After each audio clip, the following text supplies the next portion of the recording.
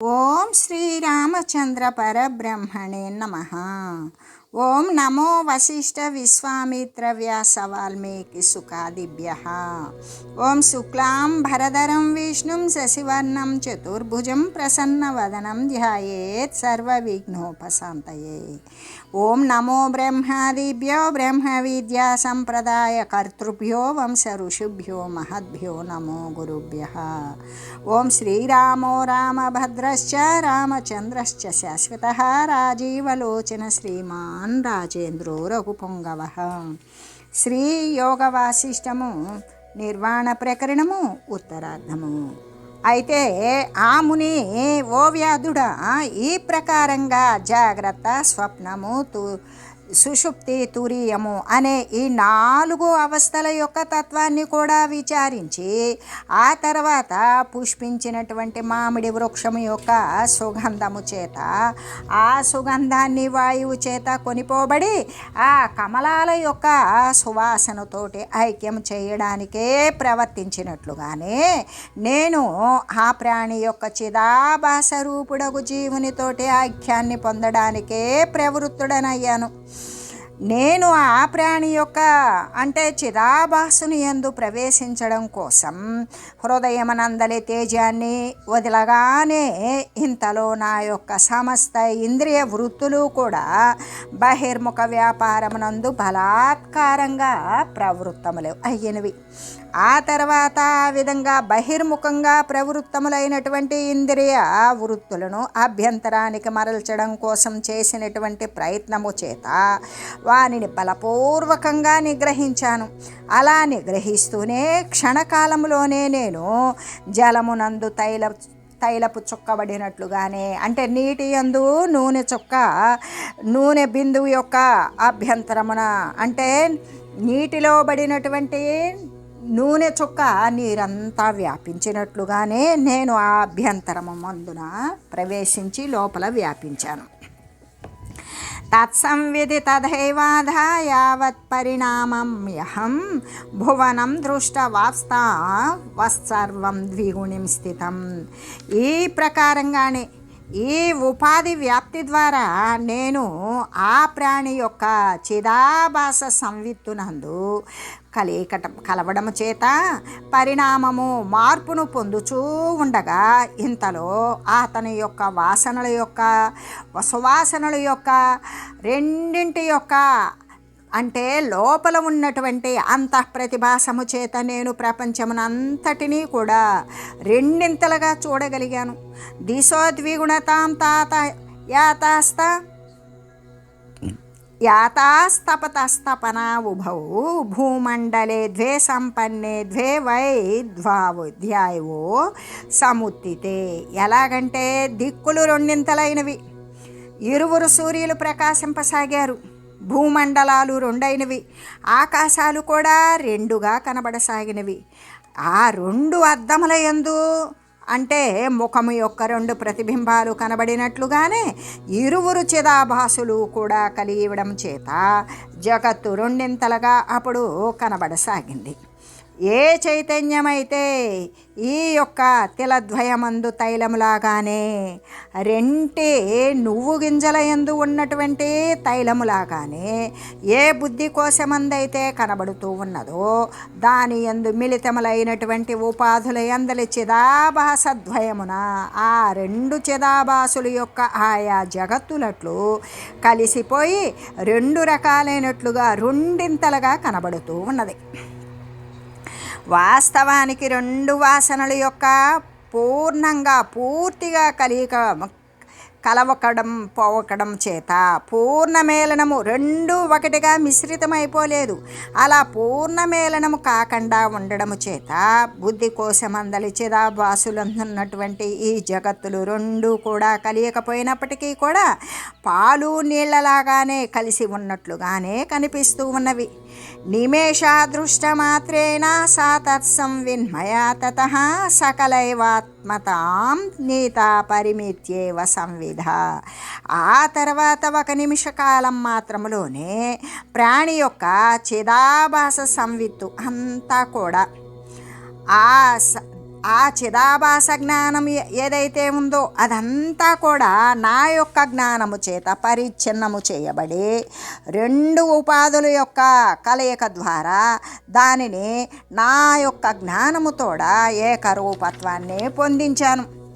అలా ఒక ఋతువు మరి ఒక ఋతువుతోనూ, చిన్న నది పెద్ద నదితోనూ, గాలి ఈ సుగంధముతోనూ, ధూమ సమూహము పొగల యొక్క సమూహాలు మేఘాలతో కలిసి ఏకమైనట్లుగానే అప్పుడు నా యొక్క జ్ఞానమునందు అతని యొక్క జ్ఞానము కలిసి ఏకమైపోయింది. ఏకత్వేనాసు సంవిత్తేర్యయౌ మే జగదేకతాం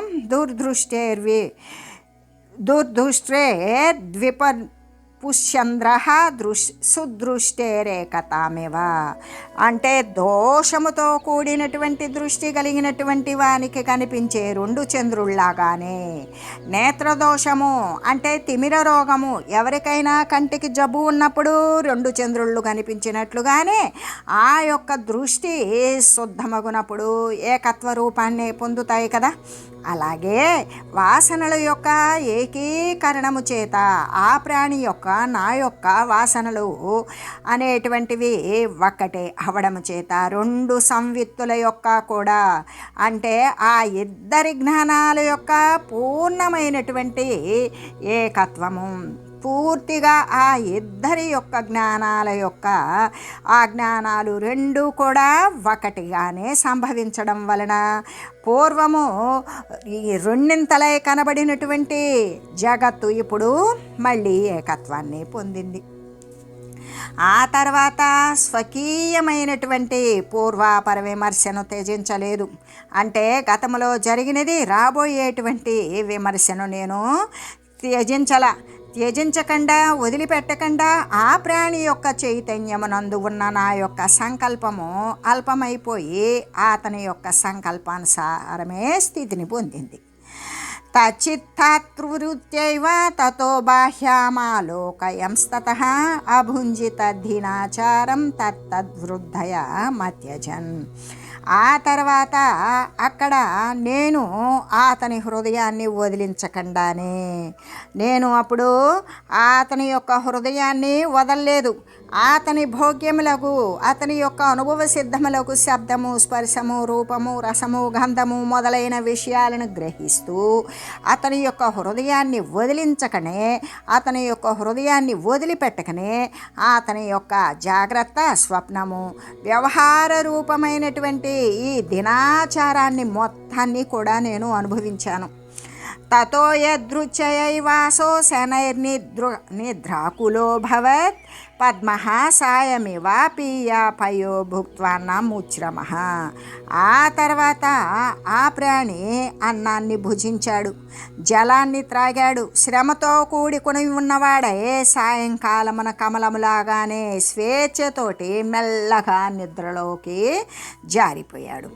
ప్రసృతం దిగ్నికుంజేషు రూపాలోక క్రియాకరం సంజహార బహిశ్చిత్తం సాయమర్కో రుచిం యథ. ఆ తర్వాత అతని యొక్క చిత్తము సాయంకాలమున గనక సూర్య భగవానుడు తన యొక్క కిరణాలను ఉపహరించినట్లుగానే మరి శమించినట్లుగానే దిక్కులు అనేటువంటి కుంజముల యందు ప్రసరించిన ఈ రూపాన్ని గ్రహించేటువంటి మొదలైన బాహ్య క్రియా సమూహం అంతా కూడా ఉపసంహరించబడింది. సహచిత్తేన తస్తస్య సమస్తేంద్రియ వృత్తయః హృత్కోశమ విశశ్చన్నాః కూర్మస్యేవాంగ సంధయః. అప్పుడు చిత్తముతో సహా అతని యొక్క ఇంద్రియాల యొక్క వృత్తులు అన్నీ కూడా ఆపివేయబడినవి, అంటే మూసివేయబడినవి. ఆ విధంగా ఈ తాబేలు గనక తన యొక్క అవయవ సందులన్నీ కూడా, అంటే తాబేలు పైన ఉన్నటువంటి చిప్పలో నుండి వచ్చినటువంటి ఏ పెంకు అయితే తాబేటి పైన పెంకు ఉంటుందో పెంకులో నుండి వచ్చినటువంటి అవయవాలన్నీ కూడా మళ్ళీ కూడా ఉపసంహరించుకొని దాని యొక్క శరీరాన్ని ప్రవేశించినట్లుగానే హృదయ కోశాన్ని నేను ప్రవేశించాను. ముద్రిత హృదయాకారాస్త ఆసంచక్షురాదయ లోష్టరూపామృతావేవ లిపి కర్మార్పిత ఇవ. ఇంకా కూడా ఈ కళ్ళు అనేటువంటి ఇంద్రియాలు, ఏది చెవి, చర్మము, కన్ను, నాలుక, ముక్కు అనబడేటువంటి ఈ యొక్క జ్ఞానేంద్రియాలు కూడా మొత్తం ముకిలితములైపోయి ముడుచుకుపోయి హృదయ పద్మము వంటి ఆకృతిని పొంది మట్టి గడ్డలాగానే మరణించిన దానిలాగానే చిత్రమందు లిఖించబడినటువంటి దాని చందములాగానే ఎటువంటి వ్యాపారాలు లేనివి అయి ఉన్నవి. నేను కూడా అతని యొక్క చిత్తాన్ని అనుసరించి వర్తించడాన్ని బట్టి అతని యొక్క చిత్తవృత్తితో కూడా అతని ఇంద్రియ గోళకాలన్నీ కూడా త్యజించి ఆయా నాడీ మార్గాల ద్వారా అతని యొక్క హృదయాన్ని నేను ప్రవేశించాను. ఆ విధంగా సంహృత్య బాహ్యానుభవమంతరేవ తదోజసి క్షణమన్వభవం శూన్యం సుషుప్తం తల్పకోమలే. బాహ్యానుభవము ఉపసంహరించి అభ్యంతరమందరి మనము ముందు చెప్పుకున్నటువంటి చందములాగానే, తేజమునందు శయ్యలాగానే, వెలుతురునందు పడకలాగానే కోమలమైనటువంటి ఆనందమయ కోశమునందు సర్వ వ్యాపార శూన్యమైనటువంటి సుషుప్తిని క్షణకాలము అప్పుడు నేను అనుభవించాను. ఆ సమయంలో సమానమనేటువంటి వాయువు ఛిద్రసహితములైన రంధ్రాలతో కూడుకుని ఉన్నటువంటి నాడుల యందు మరి భుజించిన పానము చేసినటువంటి అన్నము పానము ఆ యొక్క రసాల యొక్క అనేక మార్పుల చేత అక్కడక్కడ కూడా నిరోధింపబడడం చేత ఆ యొక్క శ్రమ చేత బాహ్య ప్రదేశానికి స్పష్టంగా ఏగకపోయినప్పటికీ కూడా సూక్ష్మతరమైనటువంటి గతితో సంచరిస్తూనే ఉన్నది.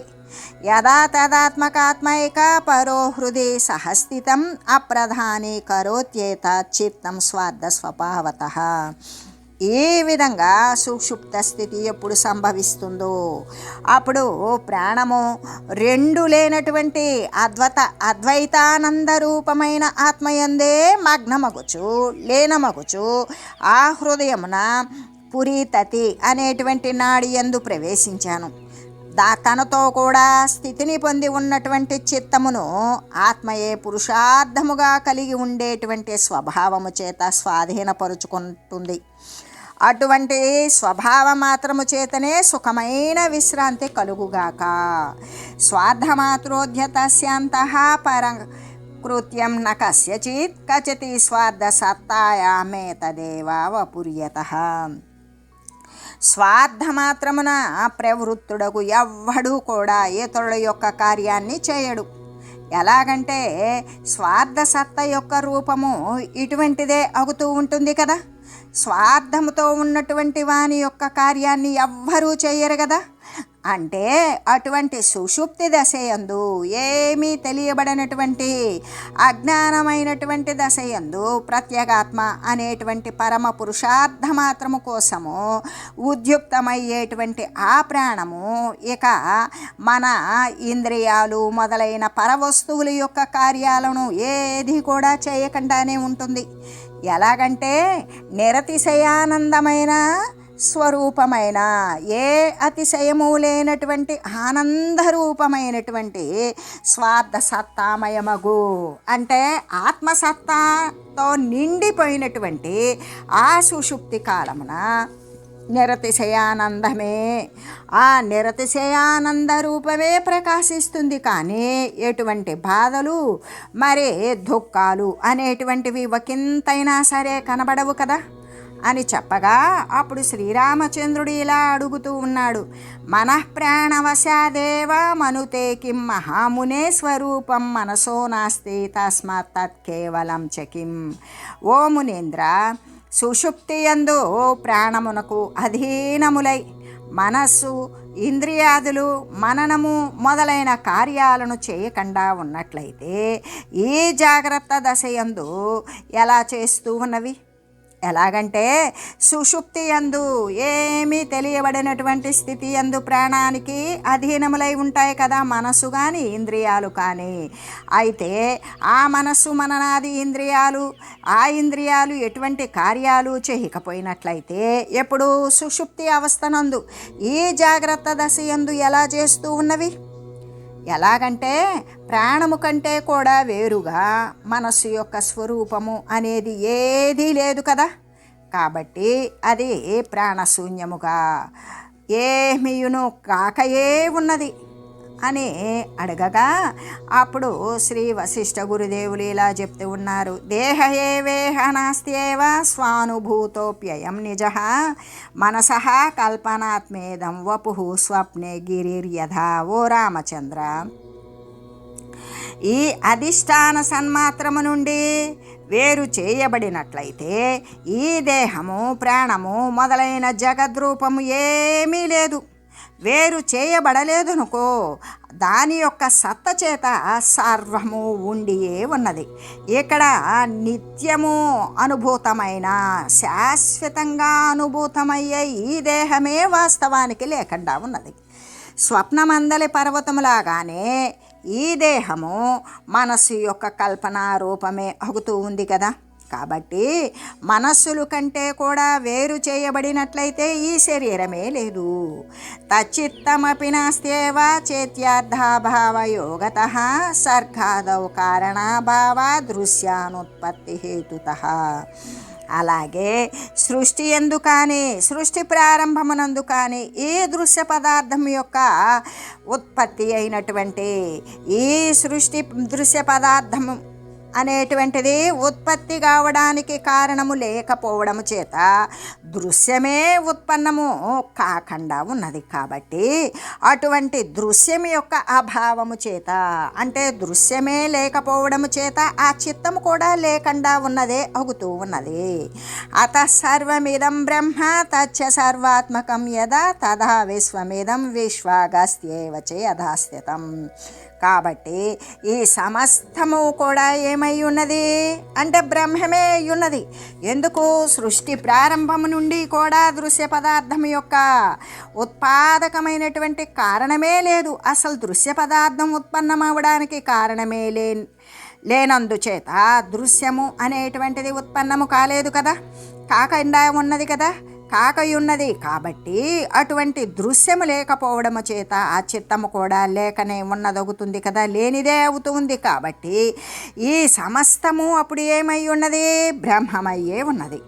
మరి ఇంకా కూడా ఎప్పుడు బ్రహ్మము సర్వాత్మకమై ఉన్నదో, సర్వము కూడా అంటే బ్రహ్మమే అయ్యుండి రెండవది లేనిది అయి ఉన్నప్పుడు అప్పుడు యథారీతి స్థితి కలిగి ఉన్నటువంటి ఈ మానసేంద్రియాలు, మనసు మొదలైనటువంటి ఇంద్రియాలు, ఈ సమస్త ప్రపంచమును కూడా దాని యొక్క అంటే ఆ బ్రహ్మము యొక్క సత్తయే సత్త చేత ఉన్నదే అగుతూ ఉన్నది కదా. అస్థి చిత్తాది దేహాది తద్బ్రహ్మైవ చ తద్విదాం యాదృక్ తద్విదామేతదస్మాకం విషయేన తత్. ఈ చిత్తము, ఈ దేహాదులు ఇవన్నీ ఏవైతే ఉన్నవో అవి బ్రహ్మవేత్తల యొక్క దృష్టి ఎందైతే బ్రహ్మమే అయి ఉన్నవి. బ్రహ్మవేత్తలు కాని వారి దృష్టి ఎందు అయితే అవి ఎటువంటివో అది మాకు అంటే తత్వవేత్తలకు విషయము అయ్యేటువంటిది కానే కాదు కదా. ఆ చిత్తము కానీ దేహము కానీ మొదలైనవి ఏవైతే ఉన్నవో అవన్నీ కూడా బ్రహ్మవేత్తల యొక్క దృష్టి యందు బ్రహ్మమే అయ్యున్నవి. ఎందుకు? ద్వితీయం నాస్తి, రెండవది లేదు. కాబట్టి బ్రహ్మవేత్తలు కాని వారి దృష్టి యందైతే ప్రాపంచక దృశ్యమాన సంబంధమైన దృష్టి కలిగిన వారి యొక్క దృష్టి యందైతే అది మాకు అంటే అవి వారి దృష్టి యందు ఎటువంటివో అదైతే మాకు అసలు విషయం అనేటువంటిదే కాదు. మేము అంటే తత్వవేత్తలము అనే కదా అర్థం. యథేదం త్రిజగద్బ్రహ్మ యథేతి వివిధాత్మకం ఆత్రేమం రాజపుత్రత్వం వర్ణ్యమానం క్రమం శృణు. రాజపుత్రుడు వగు రామచంద్ర, వివిధ రూపమగు ఈ త్రైలోక్యము బ్రహ్మమయము ఎట్లా అగుతూ ఉన్నదో ఆ క్రమాన్ని గురించి నీవిప్పుడు విను. ఎలాగంటే అనేక రూపాలతో ఉన్నటువంటి ఈ త్రైలోక్యము అంటే స్వర్గ, భూతల, పాతాల అని చెప్పడం లేదు. ఈ త్రైలోక్యము అన్నప్పుడు సత్వరజస్తమో గుణాలతో కూడి బ్రహ్మముతో నిండిపోయి ఉన్నది ఎట్లా ఆగుతున్నదో ఆ క్రమాన్ని గురించి నీకు నేను తెలియజేస్తాను. ఇప్పుడు వినుము. అస్తి చిన్మాత్రమమలామనంతాకాశరూపి యత్ సర్వదా సర్వరూపాత్మా నా జగన్న చ దృశ్యత. అంటే మాలిన్యరహితమై, ఆది అంతము లేనిది అయి, నిర్మలమై, అనంతమై, చిదాకాశ స్వరూపమై, సదా సర్వత్రా సర్వరూపమైనటువంటి చిన్మాత్రము ఒకటి మాత్రమే ఉన్నది కదా. జగత్తు కానీ దృశ్యత్వము కానీ ఏవీ లేవు. కాబట్టి సర్వవిత్వాతు తేనేదం మనస్త్వం చేతితం స్వతః రూపమత్యజత శుద్ధం బుద్ధమాది వివర్జితం. ఎలాగంటే ఓ రామ, చిన్మాత్రమై, నిర్మలమై, అనంత ఆకాశ స్వరూపమై, సదా సర్వరూపమైనటువంటి ఆత్మ ఒక్కటే ఇక్కడ ఉన్నది. జగత్తు కానీ దృశ్యము కానీ ఏవీ లేవు కదా. సర్వజ్ఞత్వ కారణము చేత ఆ చైతన్యము తన యొక్క శుద్ధమైన, బుద్ధమైన, చింత మొదలైన అన్నీ కూడా నశించిపోయినటువంటి చిత్ స్వరూపాన్ని వదలకుండానే మొట్టమొదట మనస్సు యొక్క అధ్యారోపమును స్వతహాగా గావించింది. మనసా కల్పితం తేన యద్వై శరణమాత్మనః తదే తత్ప్రాణపవనం విద్ధి వేద్య విదాం వరా. వేద్యము అంటే ఆత్మ ఏది తెలుసుకోవలసి ఉన్నదో అది ఆత్మే కదా. ఆత్మను తెలిసేటువంటి వారిలో శ్రేష్ఠుడు అయినటువంటి వాడవు నువ్వు రామ. ఓ రామ, ఆ తర్వాత ఆ చైతన్యము మనస్సు చేత తన యొక్క సంచరణశీలత్వాన్ని కల్పించాలి. దాని చేతనే ఈ ఆ సంచారణ చేసేటువంటిది ఏదైతే కల్పించావో దానినే కదా ఈ ప్రాణవాయువుగా ఎరుగు. ఈ సంచరణశీలత్వం కల్పించేటువంటిది అసలు సంచరణ చేసేటువంటిది శ్వాస. ఈ శ్వాస అనేటువంటి దానిని ఉచ్ఛ్వాస నిశ్వాసల ద్వారా కుంభించడం, రేచించడం, దానిని రేచించడం, పూరించడం, పూరించిన దానిని కుంభించడం, మళ్ళీ కూడా రేచించడం, దానిని కుంభించడం, మళ్ళీ కూడా పూరించడం. ఈ విధమైనటువంటి క్రియ ఏదైతే ఉంటుందో అది ప్రాణవాయువుగానే తెలియు. అంతేకాదు ప్రాణతైష యథాతేన కల్పితే వానుభూయతే తదైవేంద్రియ దేహాది ధిక్కాల కలనాదిచ. అట్లాగా ఆ చైతన్యము ద్వారా మనస్సు చేత కల్పించబడినది అయి ఈ ప్రాణరూపత్వము ఎలాగా అనుభూతం అవుతూ ఉన్నదో ఆ రీతిగానే ఇంద్రియాదులు కూడా, దిక్పాల కల్పనాదులు కూడా అనుభూతాలు కనబడుతూ ఉన్నవి. ఆ విధమైనటువంటి తెలుస్తూ ఉన్నది.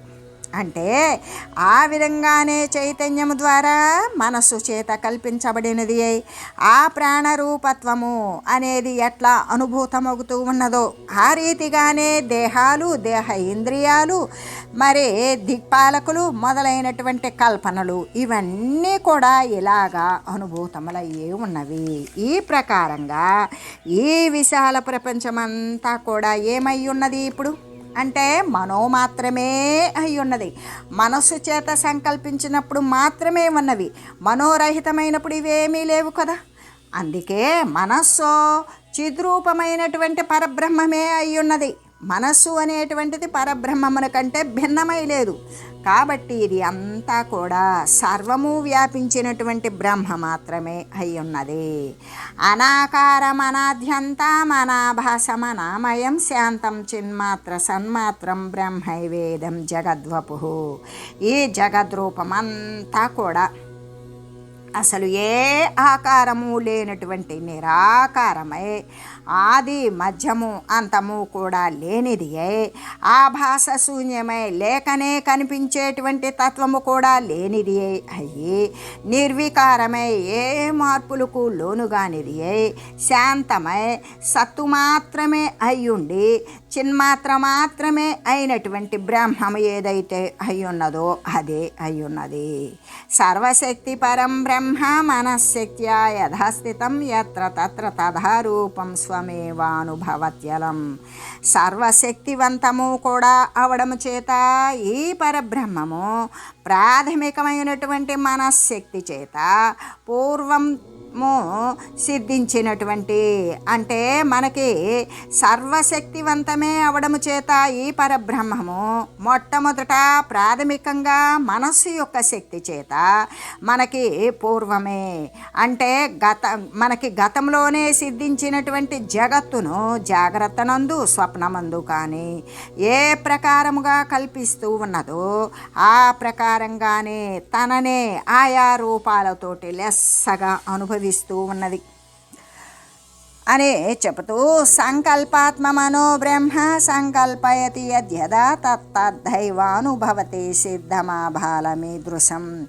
ఈ కేవలం సంకల్పమాత్మకమే అయినటువంటి మనస్సు అనే ఈ కార్యబ్రహ్మము ఈ భూలోకాన్ని ఇంకా ఇతరత్రమైనటువంటి లోకాలను కూడా ఎలా సంకల్పిస్తూ ఉన్నదో వానిని అట్లాగే అనుభవిస్తూ ఉండడం అనేటువంటిది ఆ బాలగోపాలము కూడా ప్రసిద్ధమై ఉన్నది అని చెబుతూ ప్రాణీకృత స్వయమయం నను చేతసాత్మా దేహీకృతస్త్రిభువనీకృత ఏవ నాద్యః దేహీకృతః కవపురేవ గిరీకృతశ్చ స్వప్నేషు కల్పితపూరీష్వనుభూతమేతత్. అయితే ఓ రామ, చిదాకాశరూపుడైన ఆది పురుషుడు ఈ పరమాత్మయే స్వయముగా నిజకల్పితమైనటువంటి మనస్సు ద్వారా మొట్టమొదట ప్రాణవంతుడయ్యాడు. తర్వాత ఏమయ్యాడు? దేహదారి అయ్యాడు.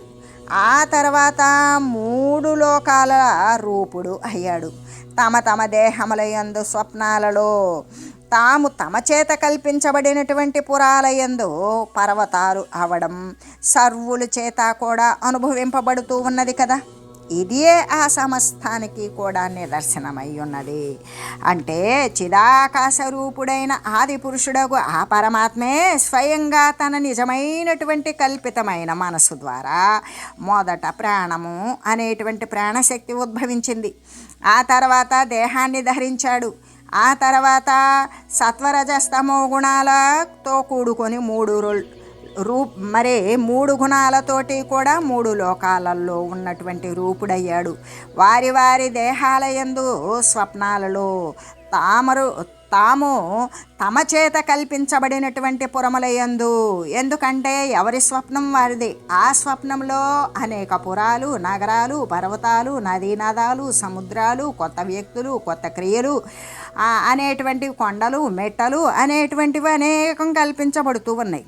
అవన్నీ కల్పించబడినటువంటి ఆ పురాలయందు పర్వతాలు అవడం అనేటువంటిది సర్వుల చేత ఎవరి కలలో వారికి ఆ కలను అనుభవించేటువంటి ద్రష్ట యొక్క స్వరూపమే భిన్న రూపాలుగా కనబడి మళ్ళీ తాను ఆ యొక్క రూపాలయందు లయించిపోవడం. అయితే అప్పుడు ఎక్కడి నుండి వచ్చినవి వానికి ఆ స్వప్నంలో ఆ పురాలు, ఆ పర్వతాలు అంటే అసలు రాలేదా అంటే వాడు అనుభవించలేదా? అనుభవించాడు. ఎక్కడ? స్వప్నంలో అనుభవించినవి తను కల్పించుకున్నటువంటివే. ఆ స్వప్నాన్ని అనుసరించేటువంటి ద్రష్ట యొక్క కల్పనా చాతుర్యము అనే అది అందరి చేత కూడా అటువంటి స్వప్నము అనేది అనుభవించబడుతూ ఉన్నది కదా.